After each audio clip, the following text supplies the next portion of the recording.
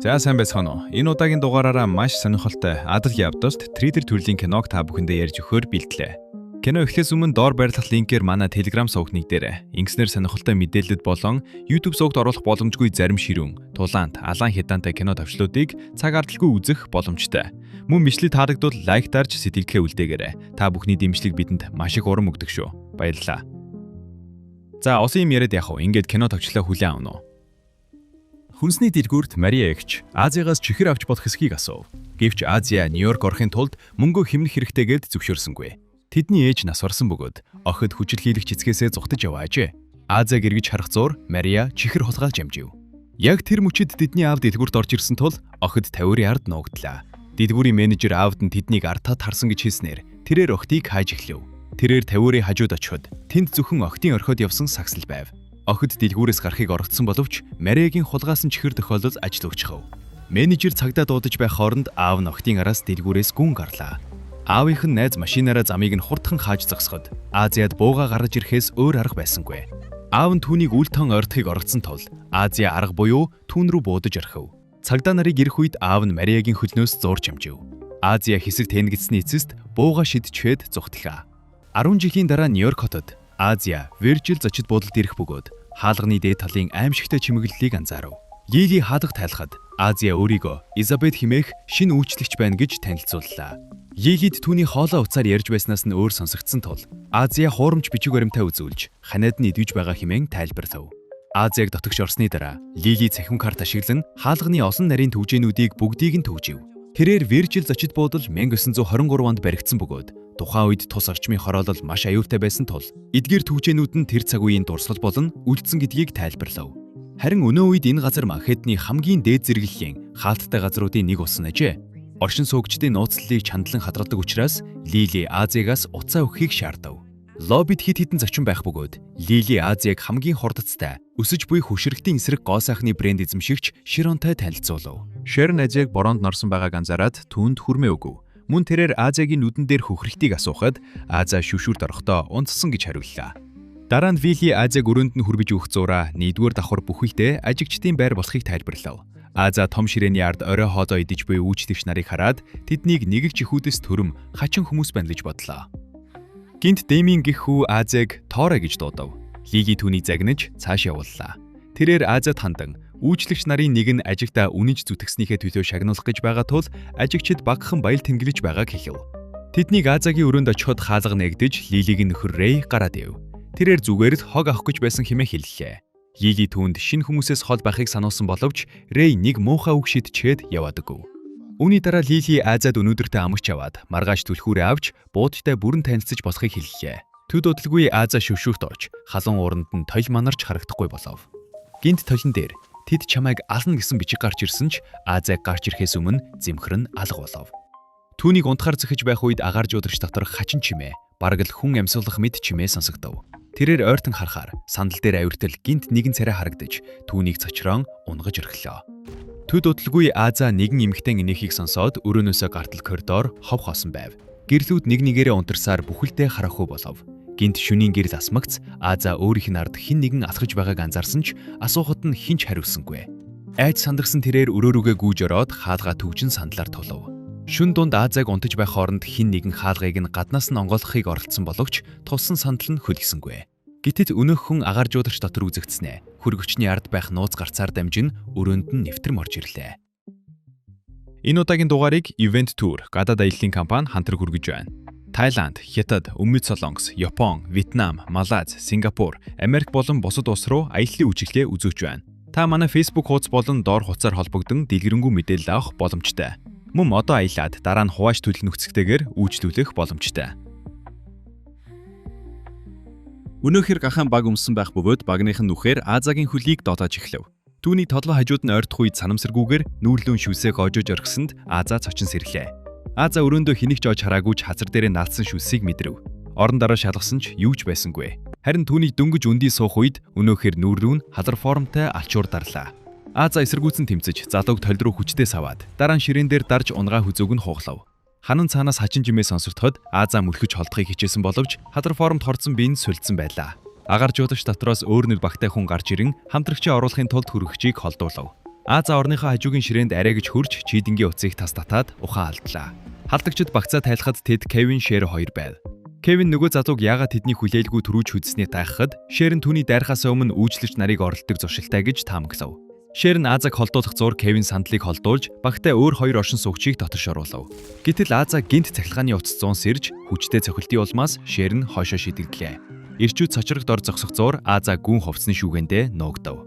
Эхний халдагч удалгүй сэрж Шер нь ширээг хэмхэхэн хөлийг нь зэвсэг уулган ашиглахаар бэлджээ. Кевин шүүгээний хаалгыг онгойлгох мөчөд Аза түүнийг илтерхүнөв. Тэрээр чемдаандаа зөвхөн зэвсэг авчирсан байсан бөгөөд Шерм гарнаас нь бөөг нь өшүүлж унгахаас өмнө өөр нэг залууг буудаж амжив.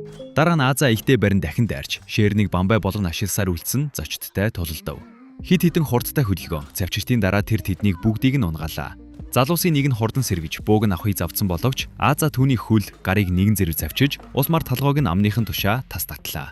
Тэрээр бууга булааж авч чадсан ч хин нэгэн дарагч татагдан дахин зэвсэггүй болов. Пулаан үргэлжиж Аза Шерэн болон үлдсэн сүүчийн залуутай хэд хэдэн удаа зохицоод амжсны эцэст орныхоо доогуур орж нуугдав.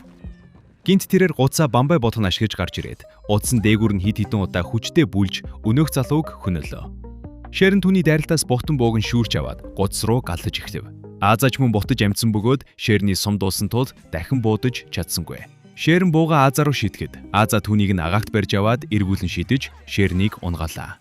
Хүүхнүүдийг үргэлжлүүлэн тулдах зуур нөгөө залуусын нэг нь хотох шийдтэл Аза Шернийг өөртөө наан эргүүж хутгийг нуруунд нь зоолгов. Аза түүнийг мөргөж унгаад эцэст нь амийг нь таслав. Сүүчийн залуу зүгтхийг оргцсон ч Аза араас нь коридорт хөөж очиод хутгахад Лили алга ташсаар гарч ирлээ. Лили Азаг өөрт нь худал хийснийг гадарлаж тайлбар өгөхийг шаардав. Энэ үед үйл явдал өнгөрсөн рүү шилжиж Азагийн аав буудуулсан ч амьд үлдсэн бөгөөд Мариаг түүний асрамжид буцаан өгч харин Аза баригдан шоронд орсон болохыг харуулна. Тэрээр тэнд олон удаа зодон хийсний хүчинд гаргууд сайн тулаанч болж бэлтгэгдэжээ. Хэдэн сарын өмнө Аза дүүгээ олуулахаар мөрдөгч хөсөлсөн байна. Өнөөх мөрдөгч нь Мариаг Виржил зочид буудалд ажиллаж байсныг олж мэдсэн бөгөөд тус буудалд ажилчид байнга сургаггүй алгуулдаг байж.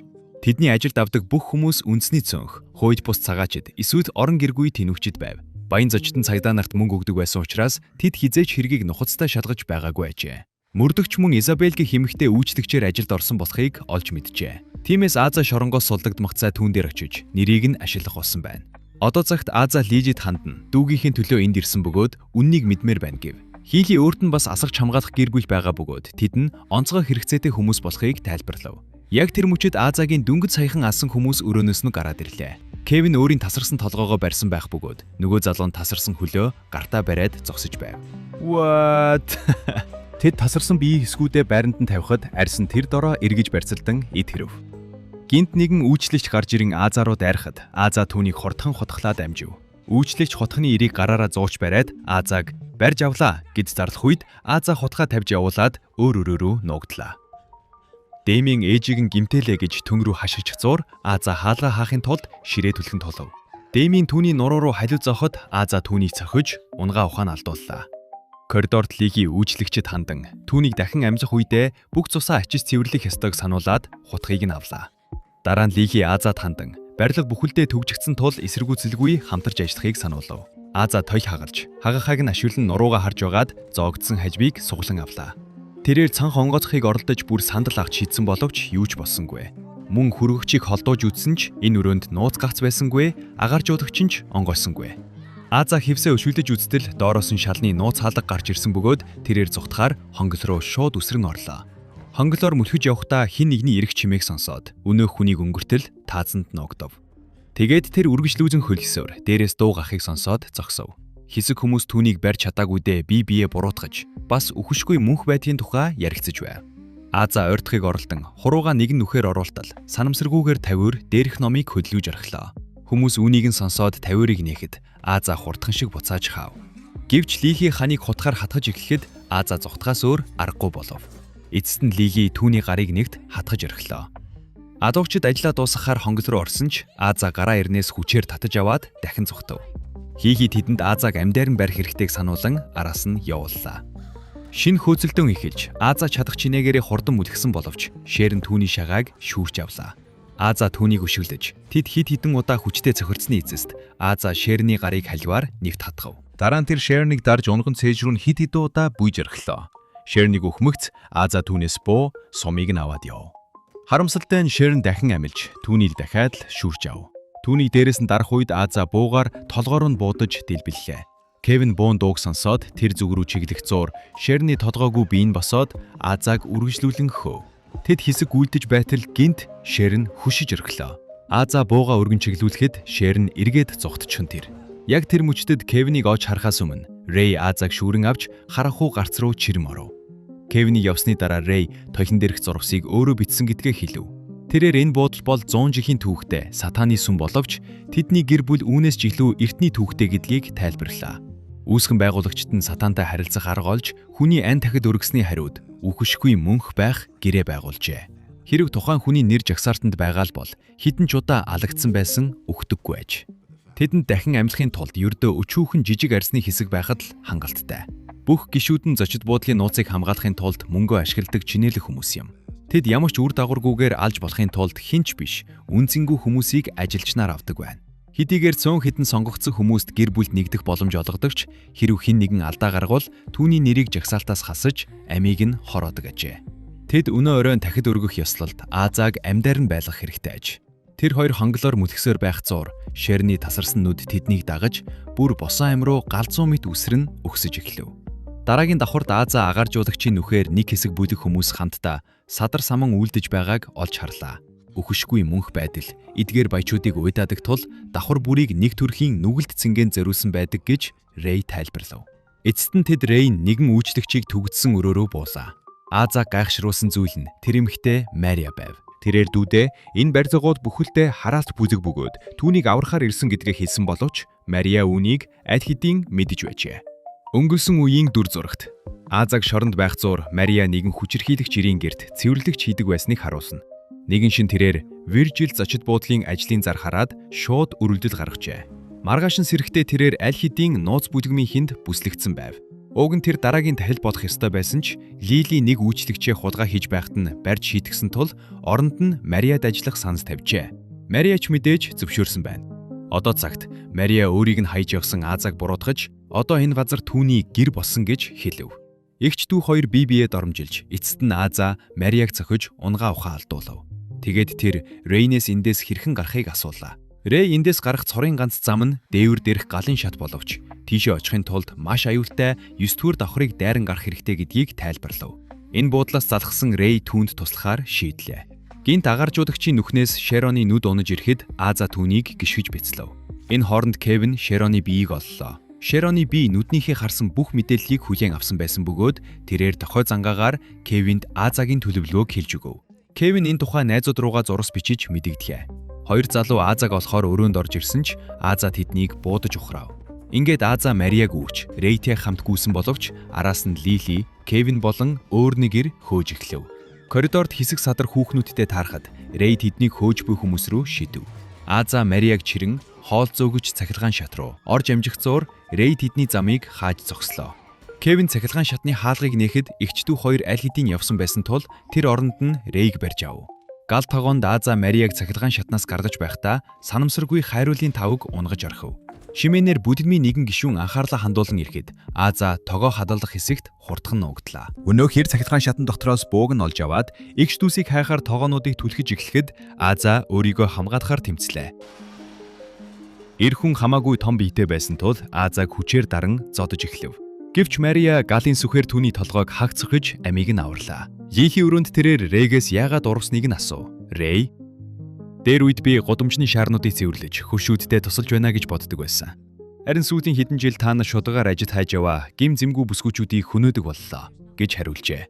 Лихи тэднийгч бас хинч биш байхад нь энэ бүлэм гэр оронтой болгосныг сануулав. Гэвч Рэгийн хувьд энэ газар шоронгоос өөрцгүй болжээ. Энэ үеэр Кевин ирж зарлал хүргэх цаг босныг мэдэгдэн яриаг нь таслав. Ингээд Лихи Рэг толгой нь алгуурхан нөхөн түлжиж буй Шероны хараа хяналтанд үлдээгээд гарлаа. Лихи чанга яригчаар бүх цахилгаан шатыг зогсоосон тухайга мэдэгдэж Азагийн зургийг бүлгмийнхний чат руу илгээв. Бүх гишүүд болон үйлчлэгч нар зэвсгээ барин Азаг хайх ёстой бөгөөд хамгийн гол нь түүнийг заавал амьдаар нь барихыг тушаалаа. Гал тагоонд Мария халтагчийг хүлж дуусаад Азад хандан өөрөө ажигчдын анхаарлыг сарниуж байх зуур Азаг цахилгаан шатны хонглоор зүхтахыг зөвлөв. Марийг явсны дараа Аза нэгэн эмэгтэй чарлах дууг сонсоод буу болон сүхээ шүүрэн авч шалгахаар явлаа. Хоолны танхимд бүлгмийн нэг гишүүн Азаа руу гинт үсэрж дайрахад тэрээр шууд галлаж орхилоо. Ширээний ард нуугдж байсан хид хідэн хүн гинт гарч ирээд зүгтлээ. Тэд харанхууг ашиглан Азааг тойрч, бууг нь булаан авч, түүнийг зогсортгүй цохиж эхлэв. Өвдөлт сандралд автсан Азаа хоолны танхимаас гарталгүйв. Коридорт тэрээр согтууруулах ундаатай тэрэг мөргөж зогслоо. Тэр дороо ачуур авч вискинд дүрж норгоод сүхээ ороож гал асаав. Түүнийг дайрахаар зөвхөн бэлтгэж байтал бүлгмийнхэн Мариаг барьцааснаа харуулв. Уурсан Азаа өрөө рүү дайран орж, галын гэрэлд хамаагүй илүү чадварлаг тусалдаж эхэллээ. Тэр тэднийг нэг нэгээр нь шатааж, тавилга ашиглан давуу тал олж байв. Нэгэн залуу түүний ширээ рүү шахахад Азаа түүний хөлийг тас цавчиж үргэлжлүүлэн зодов. Өөр нэгэр буугийн шүүрч авахад Азаа ширээг бамбай болгон ашиглаж дээгүүр нь үсрэн гарлаа. Буун дуунд ширээ бут үсэрч Азаа түүнийг дундуур нь хэрчив. Эцэст нь галын дохиоллын ус шүүршигч ажиллаж эхлэхэд Азаа "Биднийг илүү сайн таньж мэдвэл бид үнэндээ сайн хүмүүс" гэж хэлсэн залуугийн дээрээс гიშгэв. Гэтэл гинт буун дуу гарч өнөөхөр дуугүй боллоо. Азаа эргэж хартал Мария буу бариад зогсож байв. Тэрээр дүүгээ тэвэрч гаргасан алдааныхаа төлөө уучлагдгүйгаад одоо хамтдаа эндээс явхаар тохиролцов. Алуурчид дахин амиж ихэлсэн тул эгч дүү хоёр яаран зогтлаа. Тэд цахилгаан шатны хаалгыг хүчээр хүшиж нээгээд дайснуудаа харагхаас өмнө хонгол руу авиран гарав. Авирах зураа Азаа шоронд байхдаа тололдож сурсан бөгөөд энэ нь аавтайгаа хамт амьдрахаас хамаагүй дээр байсан тухайга Мариад ярив. Мария аав нь 2 жилийн өмнө хор халдраар нас орсон гэдгийг хэлэхэд Азаа дүүгээ тэр хүнд цаг үед нь ганцаарнг нь орхисондоо чин сэтгэлээсээ харамсаж уучлалтгуйлаа. Энэ хооронд Лили хоолны танхимын хаалгыг сүхээр төгцснийг анзаарч сүхийг суулан автал бүлгмийнхэн нь алуурхан амиж байгааг олж харав. Тэр хүн бүрийг өрөө болгоныг нэгд нэгэнгүй нэгчээр явуулсан бөгөөд өөрөө цахилгаан шатны хаалган дээрх цусны мөрийг олж харав. Чимээг сонсон эгч дүү хоёр цахилгаан шатны хонглын шатаар дээш авирж эхлэв. Төд удалгүй нэгэн эр тэдний араас мөрдөн ирэхэд Азаа галсан боловч өнөөхөр бүх сумыг нь бултаж амжив. Одоо Азаад бууга цэнэглэх шаардлага гарсан бөгөөд тэр сандарсандаа сумаа алдах төглөө. Азаар Мария сумыг барьж авлаа. Гэвч дараагийн сум нь бууны гол төмөрт гацаж ашиглах боломжгүй болсон тул Азаа бууга өнөөхөр рүү шидэв. 9-р давхурд ирэхэд хаалга нэгдэж өөр нэгэн гишүүн охтыг шүүрж авахыг оролдсон ч тэд түүнийг татаж доош шидлээ. Унаж буй эр хамтрагчаа шатнаа салдрууж, улмаар цахилгаан шатны дээвэр дээр унахтаа тэр дороо хүний махан зутан болон хувирв. Эгч дүүсийг 9-р давхурд гарч ирэхэд Лили, үйлчлэгч нар болон бүлгмийн бүх гишүүд тэднийг хүлээж байлаа. Тэдэнд өөрийг нь амьдаар нь хэрэгтэй гэдгийг мэдэх Азаа хэрв Мариаг явуулахгүй бол амиа хорсноо гэж сүрдүүлв. Гэрч Лили түүнийг тохуурхан дүүгээ үнэндээ хэн болохыг огт мэдэхгүй байгааг нь хэллээ. Мариач бас чөтгөртэй гэрээ байгуулсан байж таарав. Изабель түүний анхны дахинд бодох ёстой байсан ч Азаа гарч ирснээр төлөвлөгөө нь өөрчлөгдөж одоо Мариагийн хугацаа дуусаж байна. Хэрв тэр өнөөш нь хэн нэгнийг золиослохгүй бол өөрөө өгөх болно. Лили эрчүүдтэй эгчдүү хоёрыг байхыг тушаав. Азаа эсэргүүцэн тололцсон боловч цахилгаан шатны хонгод руу унаж орхилоо. Гэвч нэгэн гишүүн түүний хөлнөөс шүүрэн авч аварсан бөгөөд түүнийг 9-р давхурт буцаан гаргахад Лили Азаагийн хэрхий рүү хутглав. Үүний дараа бүлгмийнхэн эгч дүүсийг дээвэр дээрх тахилын ширээ рүү аваачив. Тэнд лаанууд дунд гац дээр зоосон гахаан толгой байхаж. Хийли Азаагийн цуснаас өргөх үед сатан цонхоор үзэгдэж, дотогш нэвтрэн гахаан толгойд шүглэлээ. Тэр цусыг үнэгтэж, зан үйлээ эхлүүлэхээр ярьж эхлэв. Бүлгмийнхэн Азаа бол шин тахил, харин Мария болон Ренар урагчид гэдгийг тайлбарллаа. Сатан толгойноос унжсан тэмтрүүл мэт гидсээ ашиглан дахаан арсан дээрх жигсаалтаас Регийн нэрийг арилгаж орхив. Дараа нь тэр Лилид Рег алахыг тушаалаа. Лили татгалцахыг оролдох үед сатан түүнийг өөрийг нь ална гэж сүрдүүлв. Лили Рейтэй сүүчийн удаа хайрын үгсээ сарилцоод түүний хоозоо хэрчиж тэр дороо амийг нь хоров. Бүлгмийнхэн Регийн цагцыг хог руу хайсны дараа Мария сатанаас уучлалт гуйж дахин нэг боломж олгохыг хүслээ. Сатан түүнд нэрээ бичиж Азааг алж байж бүлгэнд нэгтгэхийг тушаав. Мария гахаан толгой дээр нэрээ биччихээд эгч рүүгээ харан надад илүү их хугацаа байсан ч болоосай. Гэвч энэ их цорын ан зарга зам байна гэж хэлв. Гэтэл гинт Мария өөрийнхөө амийг игүүтгэж Азаа түүний хажууд унан уучлалт гуйлаа. Мария амьсгал хураахаасаа өмнө эгчээсээ энэ бүлгмийг дарахыг хүсв. Үнэндээ Мария гахаан толгой дээр өөрийнхөө бус Азаагийн нэрийг бичсэн байсан бөгөөд сатан түүний золиосыг хүчинтэд тооцсноо батлав. Ингээд Азаа үхшгүй мөнх босов. Тэрээр нэр нь бичигдсэн арсны хэсгийг хурдхан шиг огтж аваад халаасандаа хийлээ. Бүх шархан эдрэгсний дараа тэр нэгэн ир рүү хотох шидэж толгойг нь онов. Дараа нь хоёр залуу түн рүү дайрахад Азаа нэгийг нь гинжээр барьж аваад таазнаас дүүжлөв. Мөнөөх гинжээрээ нөгөөг нь хүлж хотолон амийг нь хороолоо. Кевин ч мөн түүнтэй тоглогдож хид хідэн удаа хүчтэй цохилсны эцэст Азаа түүнийг хананд нэвт хатгаж орхив. Шэрэн түүний араас ирэхэд Азаа хурдтайгаар толгойг нь тас цавчиж хогийн сав руу шидлээ. Яг тэр мөчид ихний залуу дахин амьсан тул Лили түүний толгойноос хутгийг суглан авч дайрсан боловч Азаа түүнийг ганц цохилтоор унгав. Дараа нь нөгөө эр Азааг хүзүүдэн авч хан мөргүүлэхэд санамсаргүй байдлаар зарим хоолойнууд хагачээ. Аза энэ боломжийг ашиглан өнөө хэрийг эргүүлж толгойг нь хагарахаа хоолойнд зоож орхилоо. Бүлгэрмийн бусад гишүүд бас дахин амьж эхлэхэд Лили сатанаас тусламж хүсв. Дахайн толгой түүний толгойг бүрхэж, тэмтрүүлүүд нь арьсаар нэвтрэм орсноор Лили сатаны хүчийг ашиглах боломжтой болов. Тэмтрүүлүүдийн тусламжтайгаар дөрвөн хүлхэн алхах Лили Аза руу дайрч шин тулаан эхэллээ. Лилигийн бие одоо хамаагүй хурдан хүчтэй болсон тул түүний дайралт цоцошгүй байсан ч Аза тэмтрүүлүүдийг нь тас завчиж чадав. Хид хідэн удаа хүчтэй цохилсны дараа дахайн толгой Азагийн хутгийг 100 авч зэвсэггүй болгоод мөрийг нь нэвт хатгав. Дараа нь Види Мариагийн хоолоогоор ярьж Азиаг дүүгийнхээ үхэлд буруутай мэд сэтгэл төрүүлэн сэтгэл зүгээр нь тоглохыг орхитлоо. Үүний дараа Азия Мариаг буцааж авмаар байна гэхэд Сатан өөр нэгэн зажаасны хариуд түүнийг амьзууж өгч чадна гэж тайлбарлав. Гэвч Азия гахаан толгой руу бензин асгаж гал тавьж орхилоо. Арьсан дээрх нийс шатаж дуусахтай зэрэгцэн өрөөнд байсан бүх гишүүд агсан шархаа даалгүй нэгэн зэрэг амьсгал хурав.